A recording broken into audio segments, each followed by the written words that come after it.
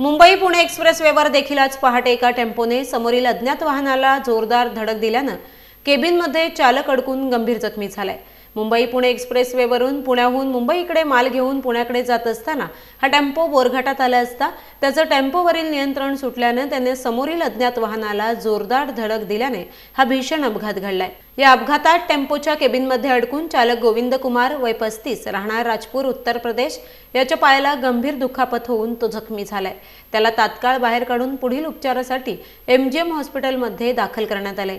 या अपघाताची माहिती मिळताच IRB पोलीस यंत्रणा, महामार्ग वाहतूक police, Borghat police, Khopoli police, delta force, अपघातग्रस्त टीमचे सदस्य तात्काळ घटनास्थळी दाखल होत टेम्पोमध्ये अडकलेल्या चालकाला त्यांनी बाहेर काढले।